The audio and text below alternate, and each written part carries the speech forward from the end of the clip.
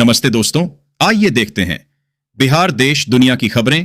केंद्र और राज्य सरकार कौन कौन से बड़े नियम और योजना लाए हैं।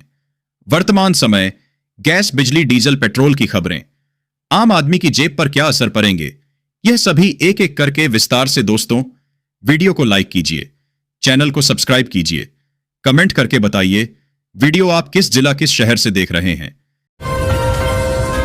बिहार सरकार ने महिला सशक्तिकरण को नई ऊंचाई देते हुए 75 लाख महिलाओं के खातों में 7,500 करोड़ रुपए हस्तांतरित किए हैं। स्वरोजगार को बढ़ावा देने के लिए प्रत्येक लाभार्थी को 10,000 रुपए की पहली किस्त प्रदान की गई है।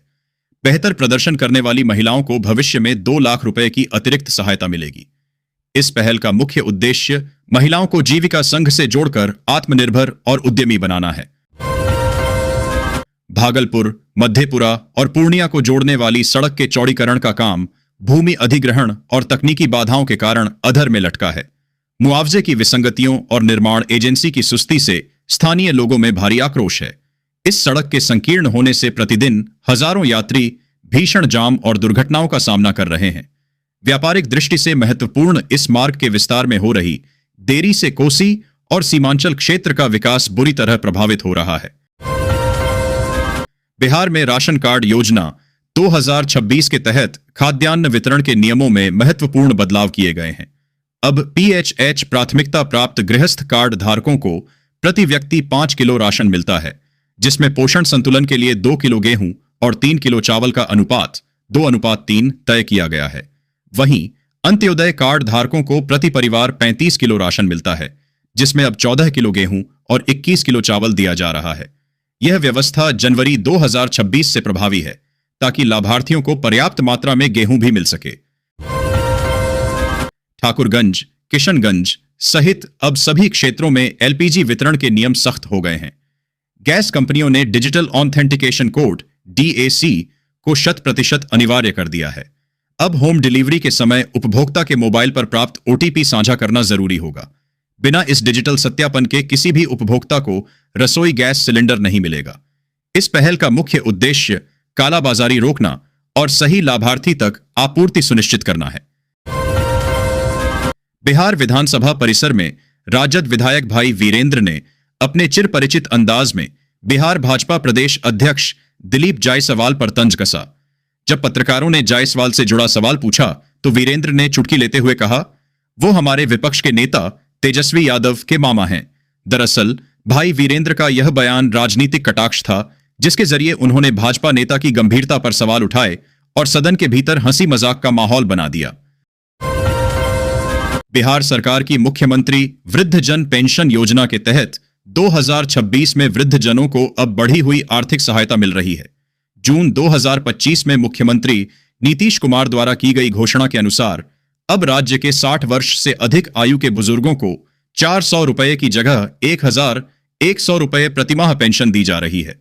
यह राशि सीधे लाभार्थियों के बैंक खाते में DBT के माध्यम से भेजी जाती है, जिससे बिहार के करोड़ों बुजुर्गों को बुढ़ापे में सम्मानजनक और आत्मनिर्भर जीवन जीने का सहारा मिल रहा है। एक युग का अंत, नीतीश बाबू का सफर। साथियों, आज हम एक ऐसे व्यक्तित्व की चर्चा कर रहे हैं जिनका राजनीति में कद हिमालय सा रहा है। अप्रैल 1990 में पहली बार केंद्रीय मंत्री बनकर उन्होंने राष्ट्रीय पटल पर अपनी दस्तक दी थी। बिहार की कमान संभालते ही उन्होंने सामाजिक सुधारों की झड़ी लगा दी, जिसमें अप्रैल 2016 की पूर्ण शराबबंदी सबसे साहसी कदम था। आज हवाओं का रुख बदल रहा है। इस अप्रैल राज्यसभा में उनकी संभावित एंट्री और मुख्यमंत्री पद से विदाई की सुगबुगाहट एक युग के समापन का संकेत है। उनका अनुभव देश के काम आएगा, लेकिन बिहार को उनकी कमी जरूर खलेगी। बांका जिला परिषद अध्यक्ष राजेंद्र यादव अविश्वास प्रस्ताव की बाधा पार करने के बाद अब भ्रष्टाचार के घेरे में हैं। जिलाधिकारी ने योजनाओं में वित्तीय अनियमितताओं की जांच हेतु 3 सदस्यीय समिति गठित की है। उन पर सरकारी राशि की अवैध निकासी, अधूरे कार्यों का भुगतान और फंड के दुरुपयोग जैसे गंभीर आरोप हैं। प्रशासन की इस सख्ती से जिले में राजनीतिक हलचल तेज हो गई है और जांच के बाद बड़ी कार्रवाई की संभावना है। बिहार सरकार की 7 निश्चय योजना के अंतर्गत मुख्यमंत्री निश्चय स्वयं सहायता भत्ता योजना विशेष रूप से युवाओं के लिए मददगार है। यह योजना 20 से 25 वर्ष के उन बेरोजगार युवाओं के लिए है जो शिक्षा प्राप्ति के बाद नौकरी की तलाश कर रहे हैं। राष्ट्रीय लाभार्थी को 1,000 रुपए प्रति माह की आर्थिक सहायता दी जाती है। यह सहायता अधिकतम 2 वर्षों के लिए प्रदान की जाती है ताकि युवा बिना किसी वित्तीय बोझ के प्रतियोगी परीक्षाओं की तैयारी या कौशल प्रशिक्षण ले सकें। भागलपुर में सोने चांदी की बढ़ती कीमतों के बीच मंदिरों में चोरी की घटनाएं तेजी से बढ़ी हैं। पिछले 1 वर्ष में अपराधियों ने करीब 1 दर्जन मंदिरों को अपना निशाना बनाया है। चोरों ने न केवल दानपेटियां तोड़ दी बल्कि कीमती मूर्तियां और आभूषण भी उठा लिए। सुरक्षा की कमी और बढ़ते बाजार भाव ने धार्मिक स्थलों को असुरक्षित बना दिया है, जिससे स्थानीय भक्तों में काफी आक्रोश और चिंता है। बिहार में नई सरकार के गठन के बाद विधानसभा अध्यक्ष के पद को लेकर भाजपा और जदयू के बीच खींचतान तेज है। वर्तमान में इस गरिमामयी पद पर भाजपा के डॉक्टर प्रेम कुमार आसीन हैं, लेकिन नीतीश कुमार की पार्टी जदयू इस बार अपनी दावेदारी मजबूती से पेश कर रही है। दोनों दलों के बीच शक्ति संतुलन को लेकर चल रही इस सियासी हलचल ने गठबंधन के भीतर आंतरिक खींचतान को बढ़ा दिया है। मुजफ्फरपुर जिले के मुशहरी थाना क्षेत्र के प्रहलादपुर पंचायत वार्ड 10 में जमीनी विवाद सुलझाने गई पुलिस के साथ मारपीट का गंभीर मामला सामने आया है। वायरल वीडियो में एक महिला और युवक को देखा जा सकता है जो पुलिसकर्मी के कॉलर को पकड़कर वर्दी फाड़ने का प्रयास कर रहे हैं। घटना के समय सब इंस्पेक्टर और अन्य पुलिसकर्मी मौके पर मौजूद थे, लेकिन आरोपी पक्ष ने उन पर हमला कर दिया।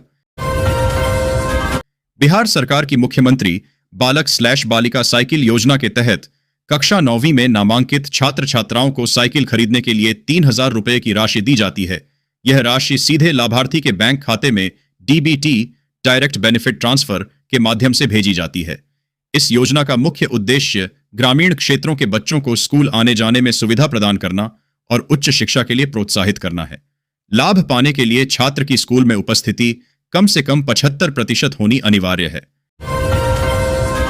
मुख्यमंत्री नीतीश कुमार कल राज्यसभा की सदस्यता ग्रहण करने के लिए आज दिल्ली जा रहे हैं, लेकिन इसके साथ ही पटना में हंगामा मच गया। हंगामा पोस्टरबाजी को लेकर हुआ है। बनाने के लिए पोस्टर लगाए थे, लेकिन कुछ ही देर के बाद कुछ लोगों ने पोस्टर फाड़ दिए। यह पोस्टर भारतीय जनता पार्टी के प्रदेश कार्यालय के बाहर लगाया गया था। इस पोस्टर के द्वारा उप मुख्यमंत्री सम्राट चौधरी के समर्थकों ने सम्राट चौधरी को बिहार के अगले मुख्यमंत्री बनाने की मांग की थी। 20 साल बिहार के मुख्यमंत्री नीतीश कुमार राज्यसभा से अपनी नई पारी शुरू करने जा रहे हैं। आज दोपहर वह दिल्ली के लिए रवाना हुए और अब शाम को पहुंच गए हैं। 10 अप्रैल को वह राज्यसभा सदस्य के रूप में शपथ लेंगे। सीएम नीतीश कुमार के लिए शपथ ग्रहण समारोह का आयोजन किया गया है। इसके लिए सारी तैयारी पूरी हो चुकी है। पटना एयरपोर्ट पर जदयू के राष्ट्रीय कार्यकारी अध्यक्ष संजय झा ने कहा कि 10 अप्रैल को दोपहर 12:15 बजे मुख्यमंत्री नीतीश कुमार का शपथ सांसद के रूप में सदन में होगा। बिहार सरकार मुख्यमंत्री पोशाक योजना 2026 के तहत सरकारी स्कूलों के छात्र छात्राओं को कक्षा के अनुसार अलग अलग राशि प्रदान करती है। कक्षा 1 से 2 छात्राओं को 600 रुपए, जबकि छात्रों को 400 रुपए, एपीएल से 600 रुपए, SC/ST/BPL मिलते हैं। कक्षा 3 से 5 छात्राओं को 700 रुपए और छात्रों को 500 रुपए से 600 रुपए मिलते हैं। कक्षा 6 से 8 सभी को 1,000 रुपए छात्राओं के लिए और 700 रुपए छात्रों के लिए दिए जाते हैं। कक्षा 9 से 12 छात्राओं को लगभग 1,500 रुपए की राशि मिलती है। यह पैसा डीबीटी के माध्यम से सीधे बैंक खाते में भेजा जाता है। लाभ के लिए 75% हाजिरी अनिवार्य है। बिहार सरकार ने ऐतिहासिक बेतिया राज्य की संपत्तियों को लेकर एक बड़ा कदम उठाया है। सरकार ने इन संपत्तियों के सही प्रबंधन, संरक्षण और उपयोग के लिए बेतिया राज्य संपत्ति नियमावली 2026 का ड्राफ्ट तैयार किया है। यह नियमावली बेतिया राज्य संपत्ति अधिनियम 2024 को लागू करने के लिए बनाई गई है, ताकि वर्षों से बिखरी और विवादित संपत्तियों को व्यवस्थित किया जा सके। बिहार के नवादा में 10 दिनों से बिजली गुल है, जिससे ग्रामीणों का गुस्सा फूटा है। ग्रामीणों ने पावर हाउस को घेरकर जोरदार प्रदर्शन किया है। दरअसल पूरा मामला नवादा जिले के हिसुआ प्रखंड की हदसा पंचायत के अमढ़ी गांव का है, जहां बिजली संकट को लेकर ग्रामीणों ने गुरुवार को हिसुआ पावर हाउस का घेराव किया। आरोप है कि पिछले 10 दिनों से गांव में बिजली आपूर्ति पूरी तरह ठप है, जिससे जनजीवन बुरी तरह प्रभावित हो गया है। बिहार सरकार द्वारा शिक्षा को बढ़ावा देने के लिए मुख्यमंत्री मेधावृत्ति योजना चलाई जा रही है। इस योजना के तहत 12वीं कक्षा में प्रथम श्रेणी फर्स्ट डिवीजन से पास होने वाली SC/ST छात्राओं को 15,000 रुपए की वित्तीय सहायता दी जाती है। वहीं द्वितीय श्रेणी सेकंड डिवीजन से पास होने वाली छात्राओं को 10,000 रुपए दिए जाते हैं। यह राशि सीधे छात्राओं के बैंक खाते में भेजी जाती है ताकि वे अपनी आगे की पढ़ाई बिना किसी बाधा के जारी रख सकें। बिहार में गैस की किल्लत का झूठा खौफ फैलाकर चांदी काटने वाले गैस माफियाओं की अब खैर नहीं। सीवान के जिला पदाधिकारी विवेक रंजन मैत्रेय ने कालाबाजारी के इस नापाक खेल को नेस्तनाबूद करने के लिए खुद मोर्चा संभाल लिया है। जहां एक तरफ जनता सिलेंडरों के लिए दर दर भटक रही थी, वहीं प्रशासन की पैनी नजर ने इस साजिश की जड़ें खोद निकाली हैं। बिहार सरकार की छात्र क्रेडिट कार्ड योजना उच्च शिक्षा के सपने देखने वाले युवाओं के लिए एक वरदान है। इस योजना के तहत राज्य सरकार छात्रों को 4 लाख रुपए तक का शिक्षा आरण प्रदान करती है। सबसे खास बात यह है कि इस पर ब्याज दर लगभग 0 है। यह राशि शिक्षण शुल्क, हॉस्टल और किताबों के खर्च के लिए दी जाती है ताकि कोई भी प्रतिभाशाली छात्र पैसों की कमी के कारण पढ़ाई न छोड़े। बिहार की राजनीति में बड़ा बदलाव अब कुछ कदम दूर है। मुख्यमंत्री नीतीश कुमार 10 अप्रैल को राज्यसभा सदस्य के रूप में शपथ लेने जा रहे हैं। इससे पहले वह गुरुवार को पटना से दिल्ली के लिए रवाना हो गए। सीएम नीतीश के दिल्ली जाते ही राजद सुप्रीमो लालू यादव की लाडली बेटी रोहिणी आचार्य ने तंज कसा है। रोहिणी आचार्य ने सीएम नीतीश पर जबरदस्त हमला बोला है। रोहिणी ने ट्वीट कर लिखा है कि बनकर भीगी बिल्ली चाचा चले गए दिल्ली। बिहार सरकार की मुख्यमंत्री कन्या उत्थान योजना बेटियों के भविष्य को उज्जवल बनाने के लिए एक सराहनीय पहल है। इस योजना के तहत एक बालिका को उसके जन्म से लेकर स्नातक की डिग्री प्राप्त करने तक कुल 50,000 रुपए से अधिक की आर्थिक सहायता चरणों में दी जाती है। जन्म के समय 2,000 रुपए, 1 वर्ष की आयु, आधार पंजीकरण पर 1,000 रुपये, पूर्ण टीकाकरण पर 2,000 रुपये, इंटरमीडिएट उत्तीर्ण अविवाहित होने पर 25,000 रुपये, स्नातक उत्तीर्ण होने पर 50,000 रुपये की राशि बिहार सरकार दे रहे हैं। पटना में बढ़ते ट्रैफिक के दबाव को कम करने के लिए पथ निर्माण विभाग कई महत्वपूर्ण रोड प्रोजेक्ट्स पर तेजी से काम कर रहा है। इसी क्रम में शहर के पूर्वी और दक्षिण पूर्वी इलाकों को दक्षिण पश्चिम भाग से बेहतर जोड़ने के लिए 292.74 करोड़ रुपए की लागत से एक नया वैकल्पिक फ्लाईओवर और 4 लेन एलिवेटेड कॉरिडोर का निर्माण किया जा रहा है।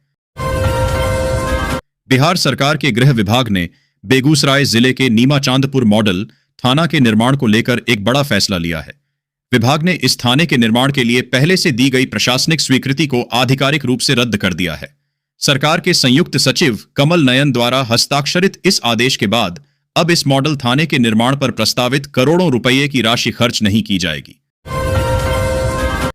भागलपुर जनता दल यूनाइटेड के प्रवक्ता सह MLC संजय सिंह ने भागलपुर दौरे के दौरान बिहार की भावी राजनीति को लेकर महत्वपूर्ण टिप्पणी की है। मीडिया से मुखातिब होते हुए उन्होंने स्पष्ट किया कि बिहार के अगले मुख्यमंत्री के नाम पर कोई संशय नहीं होना चाहिए, क्योंकि इसका निर्णय राष्ट्रीय जनतांत्रिक गठबंधन का शीर्ष नेतृत्व सामूहिक रूप से करेगा। उन्होंने इसे गठबंधन का आंतरिक विषय बताते हुए कहा कि उचित समय आने पर नेतृत्व इस पर अंतिम फैसला लेगा। बिहार के राजस्व एवं भूमि सुधार विभाग ने अपनी सेवाओं को हाईटेक बनाने की दिशा में एक क्रांतिकारी कदम उठाया है। विभाग के दैनिक कार्यों, भू अभिलेखों के प्रबंधन और भूमि सर्वेक्षण जैसे जटिल कामों में अब आर्टिफिशियल इंटेलिजेंस का सहारा लिया जाएगा। इसके प्रभावी क्रियान्वयन और अध्ययन के लिए सरकार ने एक उच्च स्तरीय 5 सदस्यीय आर्टिफिशियल इंटेलिजेंस समिति का गठन किया है। विभाग के प्रधान सचिव C.K. अनिल द्वारा 8 अप्रैल 2026 को इस आशय का कार्यालय आदेश जारी किया गया है। इंदिरा गांधी आयुर्विज्ञान संस्थान यानी IGIMS में छात्रों के भविष्य के साथ खिलवाड़ का गंभीर मामला सामने आया है। MBBS और PG फाइनल ईयर की परीक्षा में कथित पेपर लीक और अनियमितताओं को लेकर संस्थान में विवाद गहराता जा रहा है। जानकारी के अनुसार 11 मार्च 2026 को एक छात्र ने संस्थान के निदेशक डॉक्टर बिंदे को एक अनाम ईमेल भेजकर डीन, परीक्षा कार्यालय के शिक्षकेतर कर्मी हेमंत पर गंभीर आरोप लगाए थे। ईमेल में दावा किया गया कि आरोपी पैसे लेकर कुछ छात्रों को परीक्षा से पहले ही प्रश्न पत्र उपलब्ध कराता है और उत्तर पुस्तिकाओं में भी छेड़छाड़ करता है। बिहार में बस से सफर करने वाले यात्रियों की जेब अब और ढीली होने वाली है। बिहार सरकार के परिवहन विभाग ने राज्य में परिचालित होने वाली विभिन्न श्रेणियों की बसों के यात्री किराए की दरों को पुनरीक्षित करने के लिए अधिसूचना जारी कर दी है। मोटरयान अधिनियम 1988 की धारा 67 की उपधारा 1 के तहत राज्यपाल की अनुमति से किराए में बढ़ोतरी का यह प्रारूप तैयार किया गया है। विभाग ने इस पर आम जनता से 1 माह के भीतर आपत्तियां और सुझाव भी मांगे हैं। विधानसभा चुनाव के दौरान असम में मतदान ने नया रिकॉर्ड बना दिया है। दोपहर 3 बजे तक यहां वोटिंग प्रतिशत 75% के पार पहुंच गया, जो मतदाताओं के जबरदस्त उत्साह को दर्शाता है। वहीं केरल में 62.71% और पुडुचेरी में 72.40% मतदान दर्ज किया गया है। इससे पहले दोपहर 1 बजे तक असम में 59.63%, केरल में 49.70% और पुडुचेरी में 56.83% वोटिंग हुई थी। सुबह 11 बजे के आंकड़ों में असम 38.92%, केरल 33.28% और पुडुचेरी 37.06% पर था। दिन चढ़ने के साथ मतदान में लगातार तेजी आई और कई मतदान केंद्रों पर लंबी कतारें देखी गईं। बिहार सरकार के परिवहन विभाग ने भ्रष्टाचार के खिलाफ एक बड़ी नजीर पेश करते हुए आय से अधिक संपत्ति मामले में फंसे एक प्रवर्तन अवर निरीक्षक ESI पर बड़ी कार्रवाई की है। विभाग ने संबंधित अधिकारी के स्पष्टीकरण को खारिज करते हुए उन्हें अगले 2 वर्षों के लिए डिमोशन, वेतनमान में अवनति की सजा सुनाई है। यह कार्रवाई भ्रष्टाचार निरोधक अधिनियम के तहत दर्ज आपराधिक मामले और विभागीय जांच में आरोपों की पुष्टि के बाद की गई है। बिहार के कैमूर जिले के मोहनिया में ट्रैफिक नियमों के उल्लंघन और उसके बाद हुए हंगामे को लेकर पुलिस ने सख्त रुख अपनाया है। Traffic sub inspector Santosh Kumar की लिखित शिकायत पर मां दुर्गा इंडियन गैस एजेंसी के संचालक प्रदीप पटेल, एजेंसी के मैनेजर और करीब 25 अज्ञात लोगों के खिलाफ मोहनिया थाने में प्राथमिकी दर्ज की गई है। पुलिस ने यह कार्रवाई सरकारी कार्य में बाधा डालने और सार्वजनिक यातायात व्यवस्था को बाधित करने के आरोप में की है। बिहार के 3 प्रमुख जिलों भागलपुर, मधेपुरा और पूर्णिया को जोड़ने वाली महत्वपूर्ण ढोलबज्जा सड़क आज विभागीय खींचतान और उदासीनता की भेंट चढ़ गई है। हजारों लोगों की लाइफलाइन मानी जाने वाली यह सड़क अब लावारिस स्थिति में है। सड़क चौड़ीकरण को लेकर पथ निर्माण मंत्री के स्पष्ट आदेश के बावजूद विभाग अपनी जिम्मेदारी से पल्ला झाड़ रहे हैं, जिससे स्थानीय जनता में भारी आक्रोश व्याप्त है। बक्सर स्थानीय प्रखंड अंतर्गत सिकटौना ग्राम स्थित श्रीधराचार्य वेदकर्मी गुरुकुलम के प्रांगण में आज 9 अप्रैल को विश्वामित्र सेना के तत्वावधान में भव्य निःशुल्क सामूहिक यज्ञोपवीत जनेऊ संस्कार का सफल आयोजन किया गया।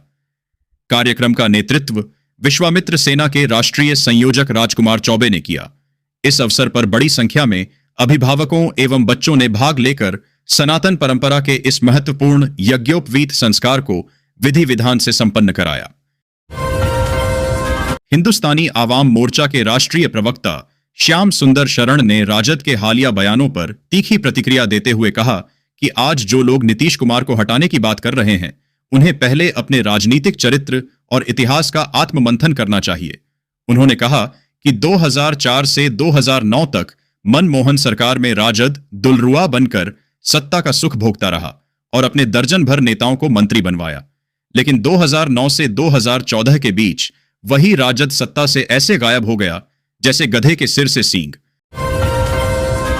बिहार में अपराधियों के आर्थिक साम्राज्य को ध्वस्त करने के बाद अब सरकार का डंडा भ्रष्ट लोक सेवकों पर भी चलने लगा है। इसी कड़ीडाडिशी में निगरानी अन्वेषण ब्यूरो ने बड़ी कार्रवाई करते हुए सारण के सोनपुर के तत्कालीन पुलिस निरीक्षक राजीव नयन कुमार सिंह की 16,44,158 रुपये मूल्य की अचल संपत्ति को बिहार सरकार के पक्ष में जब्त राज्य साथ कर लिया है। पटना स्थित विशेष न्यायालय निगरानी ने आय से अधिक संपत्ति अर्जित करने के मामले में यह कड़ीडीडीएचा आदेश पारित किया है। बिहार सरकार ने बेतिया राज्य की संपत्तियों के प्रबंधन और अवैध कब्जे को मुक्त कराने की दिशा में एक ऐतिहासिक कदम उठाया है। राजस्व एवं भूमि सुधार विभाग द्वारा तैयार नई नियमावली के तहत 40 वर्ष से कम समय से कब्जा जमाए लोगों को अवैध मानते हुए उन्हें बेदखल करने की प्रक्रिया शुरू की जाएगी। उप मुख्यमंत्री सह भूमि सुधार मंत्री विजय कुमार सिन्हा ने स्पष्ट किया है कि सरकार का लक्ष्य हजारों एकड़ बेशकीमती जमीन को अतिक्रमण मुक्त कर उनका बेहतर प्रबंधन करना है। सुपौल जिले के वीरपुर अनुमंडल स्थित हवाई अड्डे को अंतर्राष्ट्रीय स्तर पर हवाई पर्यटन और एयर स्पोर्ट्स गतिविधियों के केंद्र के रूप में विकसित करने की कवायद शुरू हो गई है। इसी कड़ी में 6 सदस्यीय विशेषज्ञ टीम ने वीरपुर हवाई अड्डे का विस्तृत निरीक्षण किया। इस दौरे का मुख्य उद्देश्य क्षेत्र की भौगोलिक स्थिति और यहां उपलब्ध बुनियादी सुविधाओं का आकलन करना था, ताकि इसे खेल और पर्यटन के एक बड़े हब के रूप में पहचान दिलाई जा सके। बक्सर जिले से एक बेहद चौंकाने वाला और समाज को झकझोर देने वाला मामला सामने आया है, जहां शादी जैसे पवित्र रिश्ते को ठगी का जरिया बनाकर एक संगठित गिरोह भोले भाले लोगों को अपना शिकार बना रहा था। इस पूरे घटनाक्रम ने यह साफ कर दिया है कि अपराधी अब पारंपरिक सामाजिक व्यवस्थाओं में भी सेंध लगाकर सुनियोजित तरीके से अपराध को अंजाम दे रहे हैं।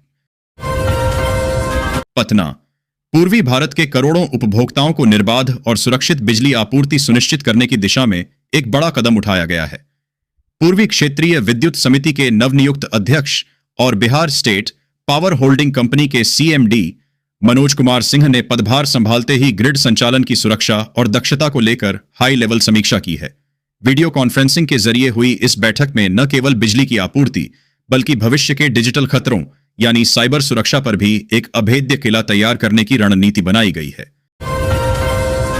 बिहार की राजधानी पटना में आयोजित किसान संसद में आरजेडी सांसद सुधाकर सिंह ने शिरकत की।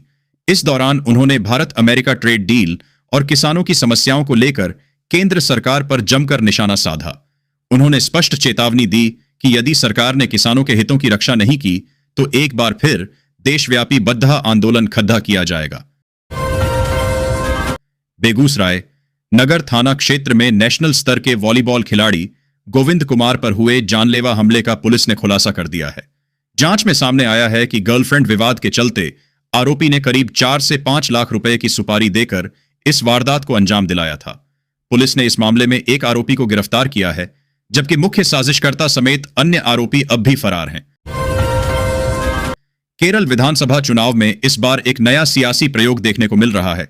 बिहार में सत्ता पाने में नाकाम रहने के बाद लालू यादव की पार्टी राष्ट्रीय जनता दल ने केरल में अपने विस्तार को लेकर बड़ी पहल की है। राजद ने लेफ्ट डेमोक्रेटिक फ्रंट के साथ गठबंधन कर केरल में 3 सीटों कलबेट्टा, कूथुप्रम्बा और वटकारा पर अपने उम्मीदवार उतारे हैं। इन सीटों पर मुकाबला रोचक बना हुआ है। वहीं गुरुवार को हो रहे मतदान के दौरान भी इन तीनों सीटों पर रिकॉर्ड स्तर पर वोटिंग हुई है।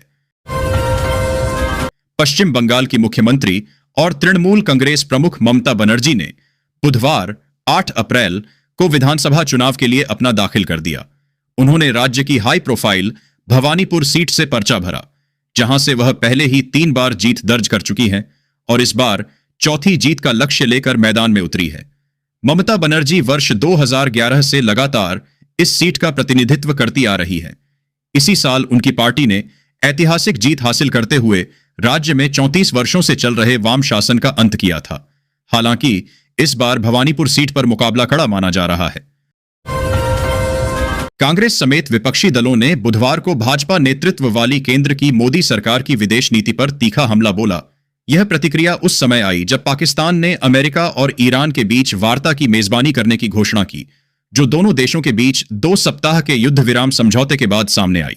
कांग्रेस ने इस घटनाक्रम को प्रधानमंत्री नरेंद्र मोदी की अत्यधिक व्यक्तिगत कूटनीति के लिए बड़ा झटका बताया। पार्टी ने कहा कि इस घटनाक्रम से भारत की वैश्विक स्थिति पर सवाल खड़े होते हैं और प्रधानमंत्री की विदेश नीति की सीमाएं उजागर हुई हैं। नीतीश कुमार ने बिहार के मुख्यमंत्री पद छोड़ने के बारे में खुद अपडेट दिया है। नीतीश गुरुवार को दिल्ली पहुंचे। यहां मीडिया से बातचीत में उन्होंने कहा कि वह 3 से 4 दिनों में पटना लौटकर सीएम पद से इस्तीफा दे देंगे। उन्होंने यह भी कहा कि अब वहां का छोड़कर वह यहीं दिल्ली रहेंगे। शुक्रवार दोपहर को वे राज्यसभा सांसद के रूप में शपथ लेंगे। सप्ताहांत तक उनके पटना लौटने का कार्यक्रम है। तृणमूल कांग्रेस के सांसद और पूर्व क्रिकेटर यूसुफ पठान ने बुधवार को विश्वास जताया कि आगामी विधानसभा चुनावों में उनकी पार्टी पश्चिम बंगाल में फिर से सत्ता में वापसी करेगी। यूसुफ पठान ने कहा कि लोगों का यह समर्थन उनके मोल्ला के लिए है। साथ ही मुझे खुद के लिए भी इतना समर्थन देखकर बहुत खुशी हो रही है। उन्होंने बताया कि उन्हें पश्चिम बंगाल से बहुत अपनापन और प्यार मिला है। उन्होंने जोर देकर कहा कि अगले 40 से 50 सालों तक टीएमसी कहीं नहीं जाने वाली है। यूसुफ पठान दक्षिण 24 परगना जिले की मेटिया ब्रुज विधानसभा सीट से टीएमसी उम्मीदवार अब्दुल खालिक मोल्ला के लिए प्रचार कर रहे थे। आसनसोल में पीएम मोदी ने कहा, एक समय था जब लाल पोस्टर जारी करके हिंदुओं को नरसंहार की धमकी दी जाती थी। आज टीएमसी भी ठीक वैसा ही कर रही है। एक बार फिर एक खास समुदाय के नाम पर हिंदुओं को डराया धमकाया जा रहा है। बंगाल के लोग चाहते हैं कि उनकी जमीन सुरक्षित रहे, उनका विश्वास सुरक्षित रहे, उनकी आजीविका सुरक्षित रहे और उनके बच्चों का भविष्य सुरक्षित रहे। और इसीलिए 23 अप्रैल का दिन भविष्य के लिए फैसले का दिन होगा। मैं आपको भरोसा दिलाता हूं कि यह बीजेपी ही है जिसने भारत की पश्चिमी सीमाओं को सुरक्षित किया है, और यह बीजेपी ही है जो भारत की पूर्वी सीमाओं को भी सुरक्षित करेगी। पश्चिम एशिया में सीजफायर कभी भी टूट सकता है। ईरान ने अमेरिका पर सीजफायर का उल्लंघन करने का आरोप लगाया है। इस बीच भारत ने ईरान से जल्दी जल्दी तेल और गैस के टैंकर भेजने को कहा है। भारत 2 हफ्ते के सीजफायर का पूरा फायदा उठाना चाहता है। उसकी योजना इस दौरान अपना स्टॉक फुल करने की है। शिपिंग मिनिस्ट्री के एक अधिकारी ने ईटी से यह बात कही। होर्मुज की खाड़ी से जहाजों की आवाजाही बंद होने के कारण देश में तेल और गैस की सप्लाई टाइट हो गई है। भारत अपना ज्यादातर तेल और गैस पश्चिम एशिया से ही खरीदता है।